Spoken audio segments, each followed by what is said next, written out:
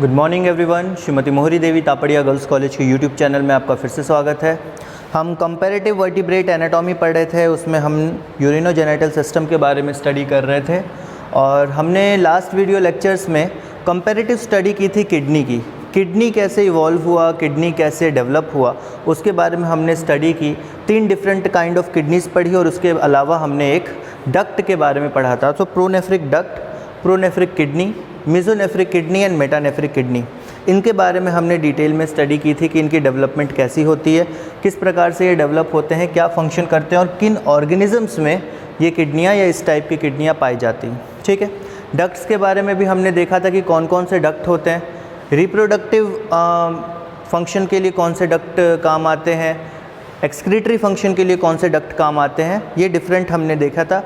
कई डक्ट ऐसे मिले हमें एम्ब्रियोनिक फेज़ में जो कि कॉमन होते हैं, मतलब रिप्रोडक्टिव और यूरिनोजेनिटल यूरिनरी डक्ट दोनों जो हैं वो सेम होते हैं। चाहे वो एक्सक्रीशन की बात कर लें, चाहे वो रिप्रोडक्शन की बात करें, दोनों के लिए डक्ट जो है कई जगह सेम होते हैं। आज जो हम पढ़ेंगे वो पढ़ेंगे मेल यूरिनोजेनिटल डक्ट्स के बारे में। ठीक है। मेल यूरिनोजेनिटल डक्ट्स जो है ये कंपैरेटिव स्टडी की तरह हम पढ़ेंगे अलग अलग ऑर्गेनिजम्स में किस प्रकार के मेल यूरिनोजेनिटल डक्ट होते हैं।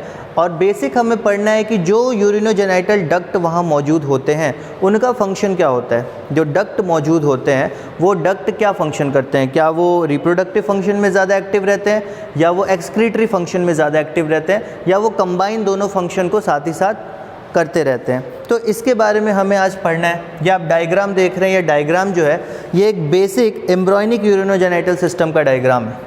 ठीक है। ये क्या है, एक एम्ब्रियोनिक यूरिनोजेनिटल सिस्टम।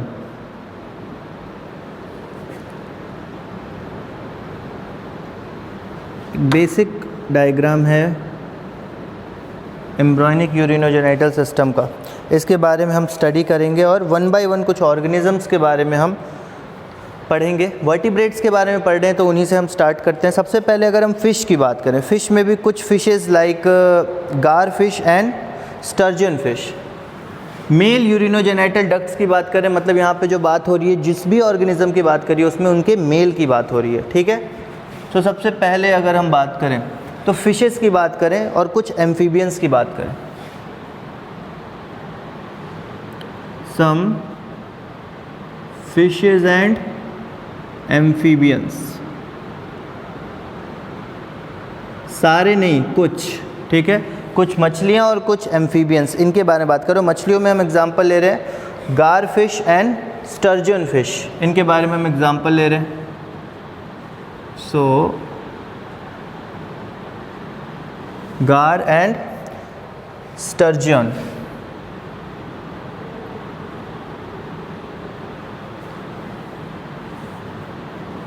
इनका एग्जाम्पल ले रहे हैं और कुछ एम्फीबियंस। ठीक है। इनके अंदर डक्ट सिस्टम जो है वो कैसा होता है। तो यहाँ पे जो मेसोनेफ्रिक डक्ट है ये स्पर्म और यूरिन दोनों के ट्रांसमिशन में हेल्पफुल होता है। मेसोनेफ्रिक डक्ट मौजूद होता है, मेसोनेफ्रिक डक्ट। ठीक है। फंक्शन क्या है यहाँ पे,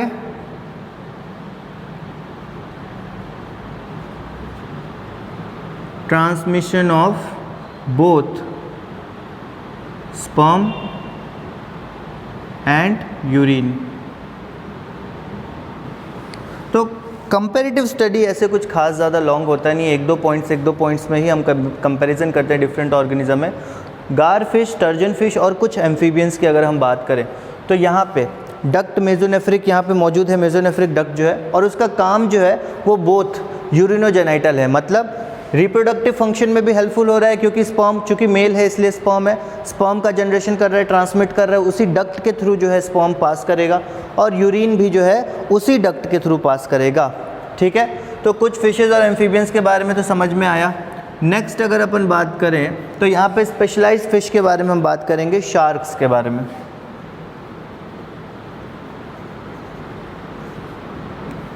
शार्क के बारे में अगर इनके हम डक्ट सिस्टम के बारे में देखें तो मेसोनेफ्रिक डक्ट जो है वो स्पर्म ट्रांसपोर्ट के लिए यूज़ किया जाता है।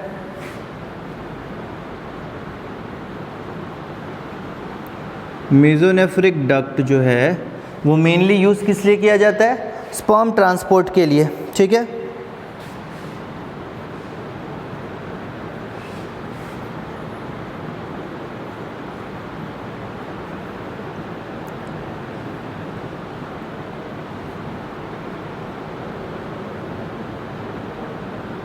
तो मेसोनेफ्रिक डक्ट स्पर्म ट्रांसपोर्ट के लिए यूज़ किया गया। उसके साथ ही साथ एसेसरी डक्ट जो है वो प्रेजेंट होता है यूरिन ट्रांसफ़र के लिए, ठीक है।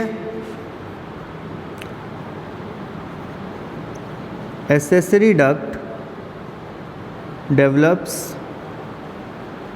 For urine transfer. तो यूरिन के ट्रांसफ़र के लिए एक अलग से डक्ट जो है उसका डेवलपमेंट होता है। मतलब यहाँ पे जो रिप्रोडक्टिव डक्ट है और जो एक्सक्रीटरी डक्ट है वो दोनों अलग अलग हैं, ठीक है। वो दोनों अलग अलग पाए जाते हैं, दो अलग अलग डक्ट्स जो हैं पाए जाते हैं। तीसरे नंबर पे अगर अपन बात करें तो जो एम्फीबियंस बाकी बच गए उनके बारे में।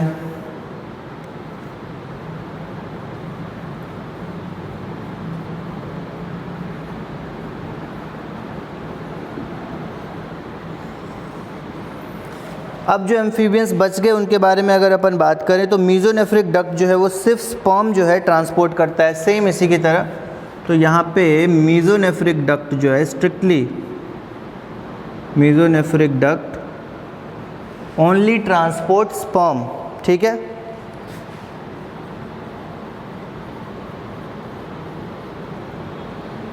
Transports only sperm.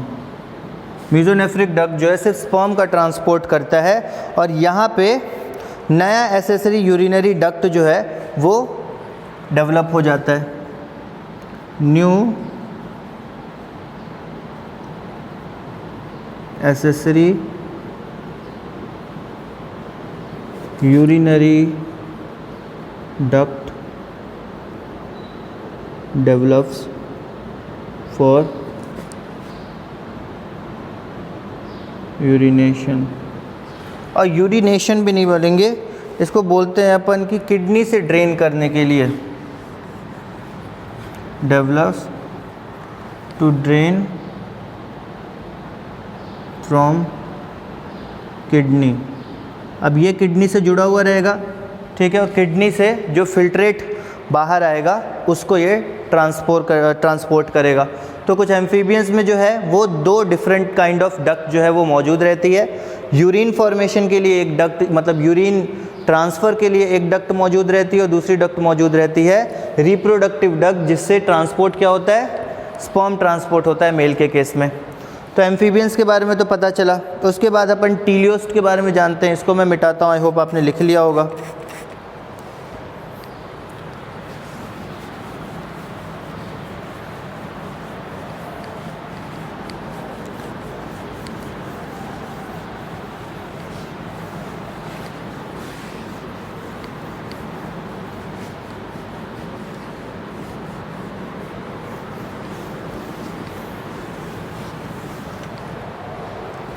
नेक्स्ट बात करते हैं अपन टीलियोस्ट।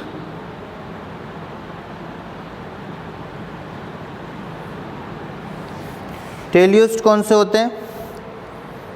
बोनी फिशेस होती हैं, और वो फिशेस जिनकी जो फिन्स हैं वो एकदम कांटे की तरह से खड़े खड़े, रे फिन्ड फिश बोलते हैं टीलियोस्ट को अपन, है ना। रे फिन्ड फिश भी बोलते हैं। बोनी फिशेस होती हैं, इनके जो फिन्स होते हैं वो फिन में कांटों की तरह ये जो है रेज मौजूद होती है, ठीक है, इनका एंडोस्केलेटन। अब इन टीलियोस्ट की बात करें तो मेसोनेफ्रिक डक्ट जो है वो किडनी से यूरिन क्या कहते हैं ड्रेन करता है, और स्पर्म डक्ट यहाँ पे अलग से डेवलप होता है। अब ये एक चीज़ है याद रखने वाली कि मेसोनेफ्रिक डक्ट जो है, इसके पहले क्या हो रहा था कि मेसोनेफ्रिक डक्ट जो है वो स्पर्म का ट्रांसपोर्ट कर रहा था, पर यहाँ पे मेसोनेफ्रिक डक्ट जो है वो यूरिन का ट्रांसपोर्ट करेगा, ठीक है।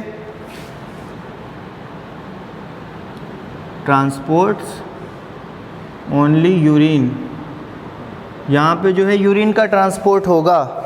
मेसोनेफ्रिक डक्ट में यहाँ पे यूरिन का ट्रांसफ़र होगा, पर यहाँ पे एक एसेसरी डक्ट डेवलप होगा स्पर्म के ट्रांसपोर्ट के लिए। ठीक है,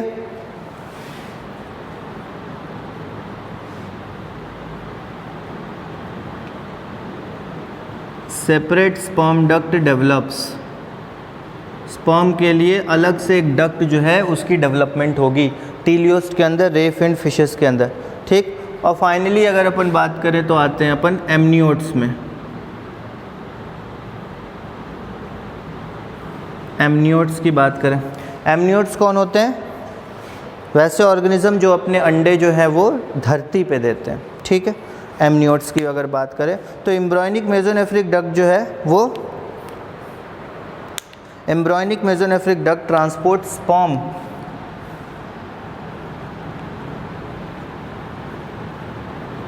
जो मेसोनेफ्रिक डक्ट है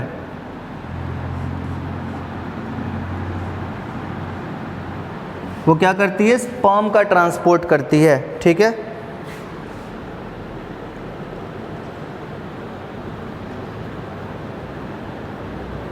इन एडल्ट्स। तो जो एम्ब्रियोनिक मेसोनेफ्रिक डक्ट है वो स्पर्म का ट्रांसपोर्ट करती है एमनियोट्स के अंदर। एमनियोट्स हो गए आपके दोज एनिमल्स जो कि अपने अंडे जो है वो धरती पे देते हैं, टेरेस्ट्रियल होते हैं, मतलब धरती पे अपने अंडे देते हैं। ठीक है, तो ये तो था मेल यूरिनोजेनाइटल डक्ट्स के बारे में। अब ये जो डायग्राम है इसको हम थोड़ा सा समझते हैं कि इसमें जो लेबलिंग की गई है वो कौन कौन सी चीज़ें हैं, कौन कौन से पार्ट्स हैं, इनको थोड़ा समझने की कोशिश करते हैं।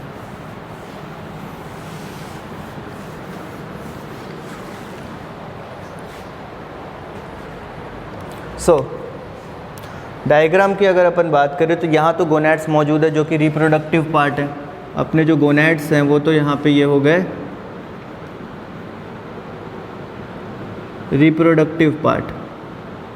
ठीक है, यहीं से स्पर्म जो है वो जनरेट होगा और स्पर्म जनरेट हो गए डक्ट के थ्रू जो है वो बाहर निकलेगा शरीर के। तो स्पर्म का जनरेशन यहीं से होना है। उसके बाद अगर अपन बात करें तो यहाँ पे और क्या क्या है मौजूद? मुलेरियन डक्ट मौजूद है। ठीक है, मुलेरियन डक्ट की अगर अपन बात करें तो मुलेरियन डक्ट जो है वो एडल्ट मेल में डिसअपियर हो जाता है। ठीक है, मुलेरियन डक्ट की बात करें अगर अपन तो ये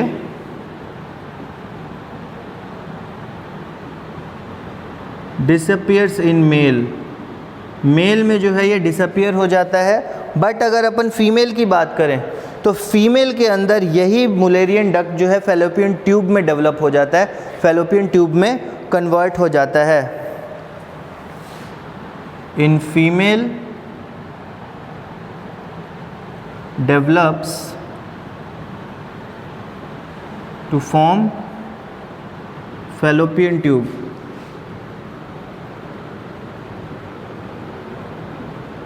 फीमेल्स में जो है फैलोपियन ट्यूब में ये डक्ट जो है वो कन्वर्ट हो जाता है, मेल्स में डिसअपियर हो जाता है, गायब हो जाता है।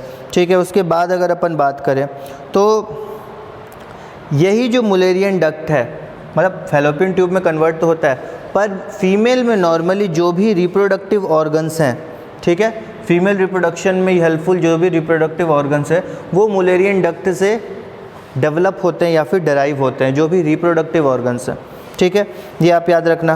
फिर फाइनली यहाँ पे एक हो गया मेसोनेफ्रिक किडनी। मेसोनेफ्रिक किडनी तो आप देख रहे हो यहाँ पे फंक्शन इसका क्या है? फिल्ट्रेशन का फंक्शन होगा, फिल्ट्रेशन करेगा जो यूरिन का, और उसके बाद यूरिन को ये ट्रांसफ़र करेगा। इसमें भी डक्ट लगा हुआ है। उसके बाद अगर अपन बात करें तो यहाँ पे मेसोनेफ्रिक डक्ट जो है वो भी मौजूद है। मेसोनेफ्रिक किडनी का फंक्शन क्या हो गया? मेसोनेफ्रिक किडनी का यहाँ पे फंक्शन हो गया, ये फिल्ट्रेशन करेगा यूरिन का। और मेसोनेफ्रिक डक्ट जो है, तो अपन ने डक्ट के बारे में जैसे पढ़ा, कुछ ऑर्गेनिज्म में ये डक्ट क्या फंक्शन करता है? स्पर्म के ट्रांसपोर्ट में फंक्शन करता है। कुछ ऑर्गेनिज्म में ये डक्ट फंक्शन करता है सिर्फ ट्रांसपोर्ट किसका करने के लिए? यूरिन का ट्रांसपोर्ट करने के लिए। स्पर्म के ट्रांसपोर्ट के लिए अलग से डक्ट मौजूद होता है। और कुछ ऑर्गेनिज्म में ये स्पर्म का ट्रांसपोर्ट करता है और यूरिन के ट्रांसपोर्ट के लिए अलग से डक्ट मौजूद होता है। ठीक है, तो मुलेरियन डक्ट के बारे में एक और पॉइंट लिख लो कि फीमेल में ये रिप्रोडक्टिव फंक्शन करने वाले ऑर्गन्स को ग्रो करवाता है, डेवलप करवाता है। In females give rise to organs, in females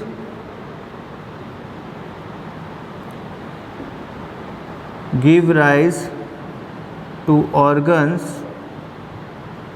कौन से ऑर्गन्स को ये ग्रो करवाता है? Give rise to organs that function in female reproduction, that function in